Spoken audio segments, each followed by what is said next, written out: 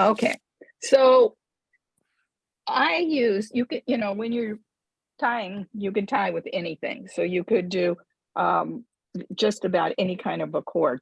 But when you're doing pearls, you can use the silk, and this works nicely. The natural silk that you can buy in packets. You can get that at Joann's. You can get that at Michael's. You can get it at Hobby Lobby. You can get it online. I at one point was doing so much of it that I order through Fire Mountain, just the large spools of it, and I because I really didn't know what I was doing at the time, I ordered an E. Uh, some of my beads need a thicker cord than the E. So with a fine pearl, it works well.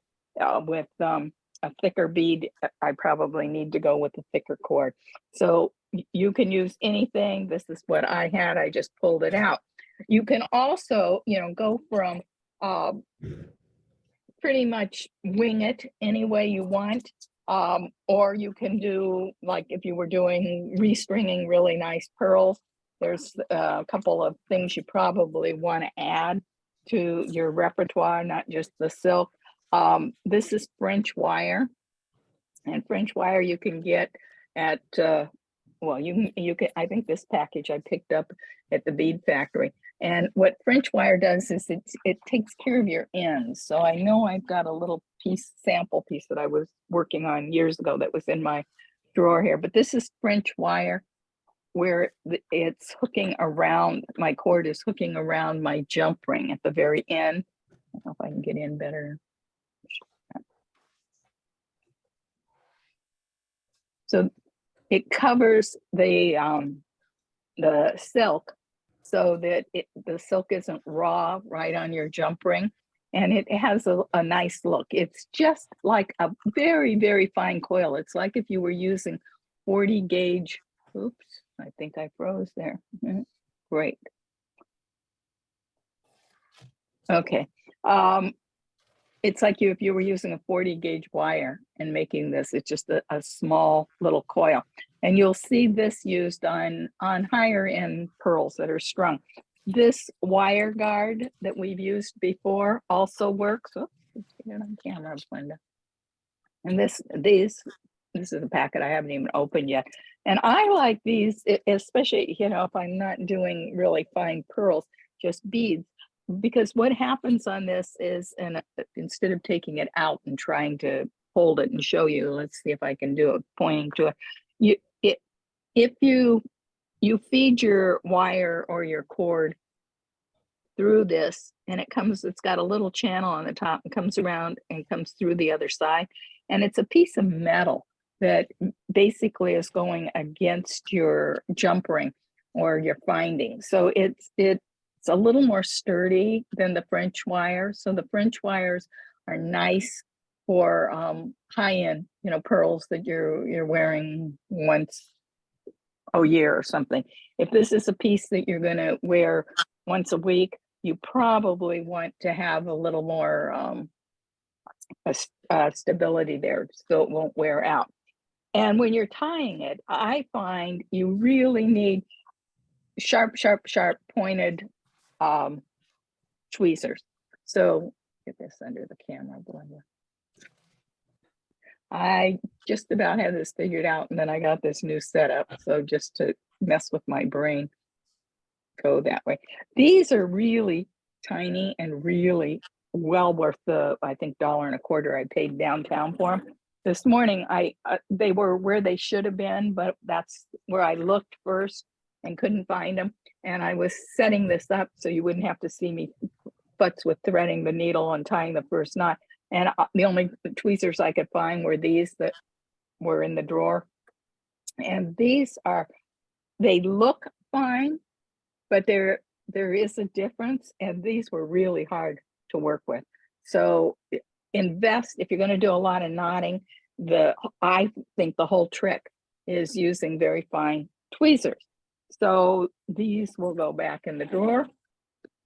I set up a sample to show you, and it really, I think the big problem, if you're going to have a problem with knotting, is two things. Your thread is too thin, for the hole in your bead, and it's just going to come out. Or you're using the whole length of this. Now, these come in 4 meters, and like anything else, it's better not to have to add and cut. So if you're going to use this packet of stuff, I would use the whole 4 meters, and they come with a needle attached. I don't know if you can see it, but it's a really fine needle. And unless you are pulling really, really hard, it won't come off until you cut it off. But sometimes you can break it if they're pulling hard and tensioning. I would not recommend that you open this up and cut it.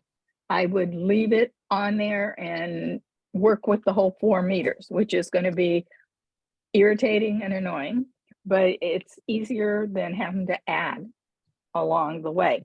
When you use this, and actually when you use any silk, the trick to using it is this: you want to open this up like at least the day before and put it in your shower or over someplace where you're going to get some humidity, and weight it down on the ends. So it's going to come wrapped around a cord, and it's got a little bends and a little kinks. You want that out, and you want to stretch silk, because if you don't, what will happen is as you're wearing the piece, the gravity of the beads will pull it down and it will stretch it, and you will have space between your knots, and you don't want space between your knots. So even when I'm using a spool like this, I will take my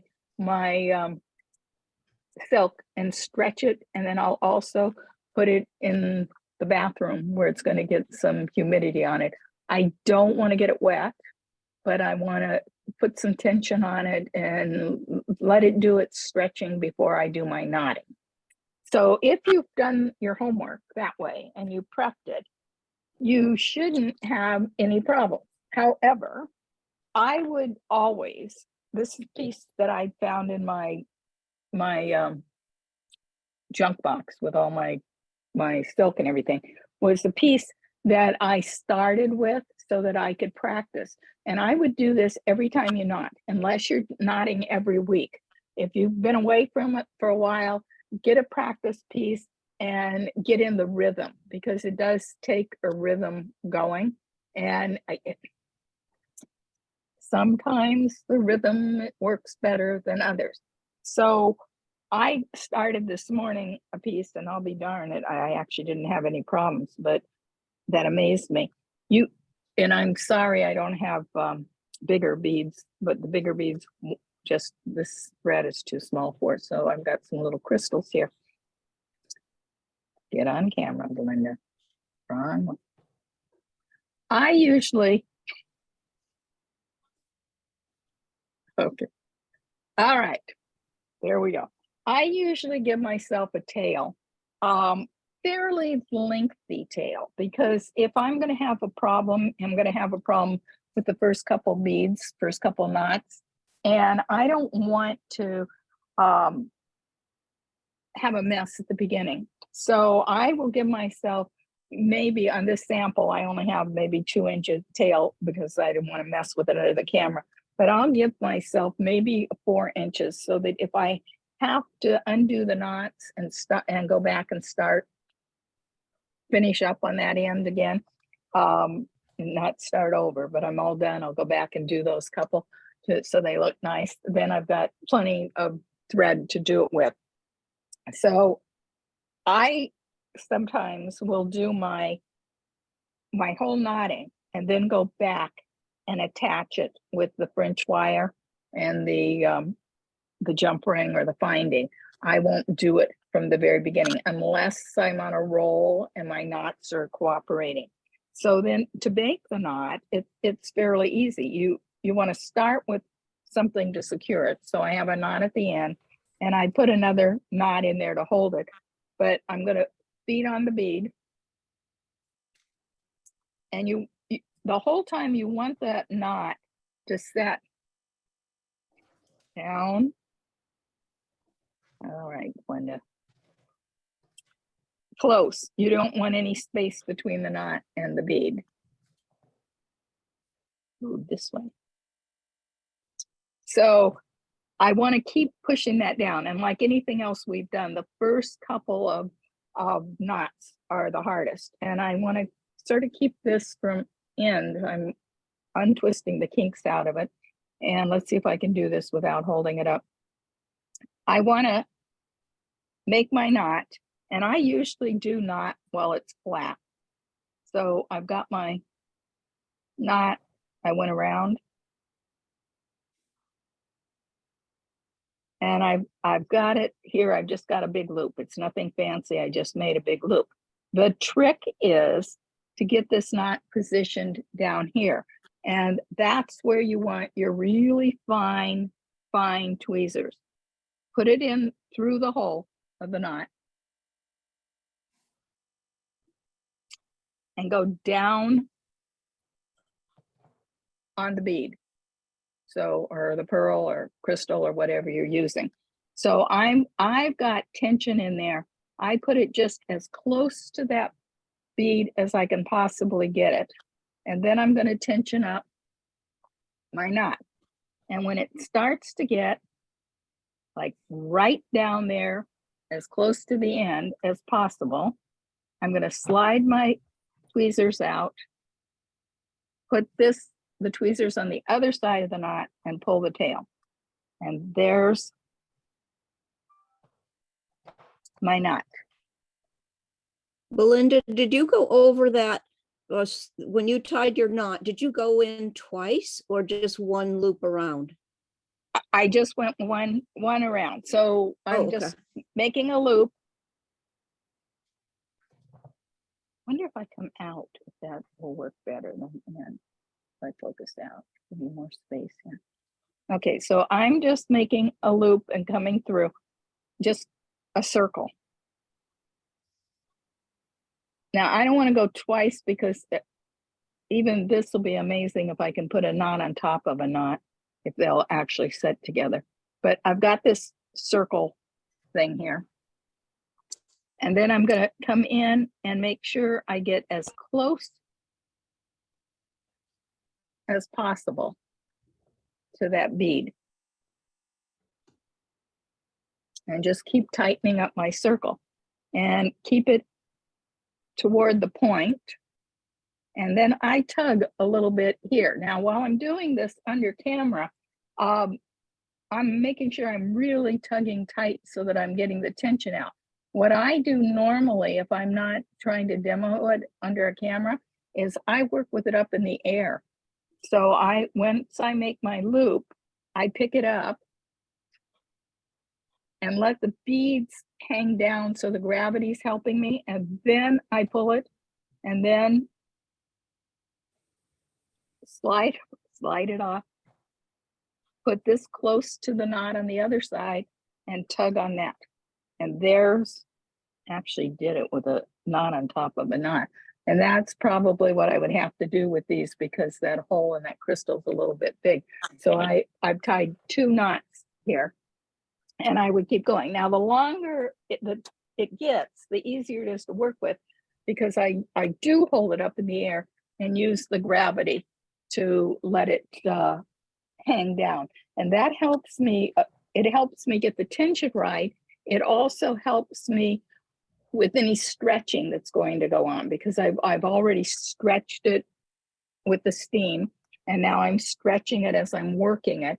So I'm eliminating as much as I possibly can the likelihood of getting space in there. And you really want those just as tight together as possible. Did that, Miriam, answer your questions or help a little bit? That did. That was a great refresher. And, you know, I got a bunch of the silk for the projects we did. And then I actually repeated one of our projects for a gift for somebody. But at Beadology, they recommended, I didn't know what size to get. They recommended a number 6. Is that, you mentioned a number 8. When would you use the 6 versus the 8? Let's see, what do I have on mine? I've got on my cords that I bought, I've got 7s and 6s and 8s. So it just Okay. depends on, excuse me, the hole. There's a 7 on that. Oh, it's upside down. No, now it's, I'm gonna have to play with my Zoom. It's, That's what I this was- one's a 7, and it just depends on the hole of your bead. Oh, So okay. if you're, that's today, I didn't want to open a whole pack because I hadn't stretched it and I didn't want to waste the pack. So I used what I had on the spool and everything I could find, that bead that I could put my hand on, my hole was just a little too big for this that I have. And so I would use a thicker one if I were doing this for real and not for demo. Okay. Because what I had to do was a knot on top of a knot. And if you can do that consistently each time, good for you. I happened to be lucky to get that knot on top of a knot, and it just sat there perfectly this time. But that, to me, there's not a lot of consistency when I'm knotting a knot. So, excuse me. Any other questions on our knots? Are the knots directional? So you should always be, Be consistent. that's, yeah. Be consistent. So I've never had it explained to me, Carol, that they have to go one way. Like, you know, that somebody will look at it and go, oh, these were in a Z knot or an S knot. But I would think, like anything else, it's going to reflect the light. And if it's all S, it'll reflect differently than if you've got an S and a Z combined. Okay. So I would just be consistent. And that's just my instinct. I have nothing scientific to base that on. So, Okay, my other question is, if for some reason you've gotten it to, like, say where you are now, and it's only a single knot, is it possible, if you discover that you've left too much space or something, or it's stretched and there's too much space, is there a way to take the knots out and redo them? yeah, You just have to start over. yeah, no, you can take them out. They're not fun. It's like any other knot to take out, but you can take them out. You can just, you know, stick a straight pin in and or the end of your tweezers and pull them out. The only thing is be careful with silk because it's, you know, it's a monofilament that's twisted and it'll shred. So because it's silk and we use silk to knot with most of the time because it has that nice drape versus if you used a thicker cord. So my husband, the last time we didn't get to the gym show this time, but the last time we went, he went with me and he insisted on buying these beads to make me a necklace. And he wants to knot pearls and he's never knotted them before. And he wants me to teach him how to knot using a really heavy cord. And it's like, oh, are you setting me up for failure? Because you're going to have trouble with that cord where silk, it lends itself, but it does fray. So So taking them out is maybe like taking a piece of lace apart or tatting. Yes. Very gingerly. Okay, I'm good at that. yeah, I am too. I'm good at taking Those things out because mistakes I've I had made lots in of the- experience. Yeah. So, okay, any other questions on that? Okay, so I will go back over to my other camera.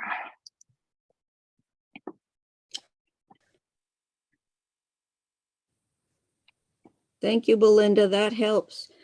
Good. It's pretty, sometimes it's good to do a review of things, you know, and you forget. You know, Belinda, know. when I looked at the piece I wanted to repair, I know I think I had it come apart, but it only came apart at one end and I only lost one bead.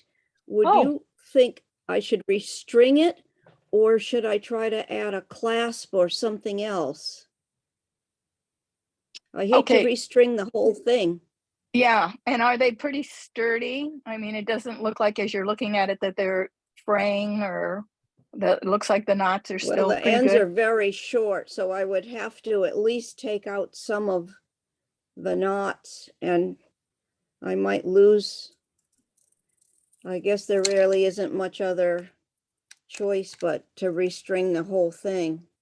Okay, now, if you, let's say, let's brainstorm again, Miriam. You're gonna say, why do I ask her a question? Because she gives me all these things. No, that's fine. Okay. If your needle is fine enough that it can run through a bead, so I would go like down to the end that you're gonna have to add some on and see if, where's my needle? So I've got this little sample piece that I had. And let me go back over to my other camera and take you off there and see if I can make it work. There's a little bitty space. I don't know if I could get something through there, but maybe. Okay, so let's say this is my end here of this sample. And where are we? And I don't have enough to do anything with. I would come back a few pearls and see if I could get my thread. Your hand is off camera. There. Oop, down. Down. There. Which is up for me. Good. Okay, so I can actually get my thread through there with even with the knot in there. So I would run it through and take the end that actually has crystals on it, and yours wouldn't, and tie a knot right there where it's entered. And now I've got thread to work with. So I could come in here and add another bead. I could add the French wire. So this little knot would sit on top of the other knot, and I would just make it right. Let's see if I can grab an end of it. Of course, I wouldn't have the crystals on it, but I would just make that knot right there. And now I've got all of this. I would make sure that is also knotted or glued. And on mine, I had put a knot in there before I cut it off. So there is a knot, and I could put a little bit of glue there and it would hold it. Now, what I didn't bring down, but would be very helpful in this situation, is clamshell endings. Have we talked about those before? You can buy. Yeah, I think we did clamshell endings on one of our projects a while I think ago. we though. did. Yeah. So you can buy either you can get them at Bead Factory, or you can buy nice sterling ones that will cover your knot. So I would then consider, if I've got this knot going on here that looks ugly, I would consider putting, let's say, a silver clamshell around the knot. So I would tie the knot and then put the clamshell and crimp it closed. And that would, and I put a little dab of glue in there so that it's holding and the knot's not going to slide out, and then carry on. And in fact, the really nice ones that I'm thinking that are upstairs look like a little silver bead. So there would be no problem putting, one or two, if you could get it on there at the end to give you, if you've lost your pearls and you want the original length back, you could put those at the end and over a couple of knots, and they would look like they were meant to be there, some silver beads at the end. So that would be another option. So that, because if you undo, I'm afraid, just from previous experience, if you undid to get more space down here and not added on a piece, you may be fraying out that silk, and it may be hard to do anything with there at the end. So not only have you shortened your necklace, but you've lost length on your silk. Does that make sense? That makes sense. Okay.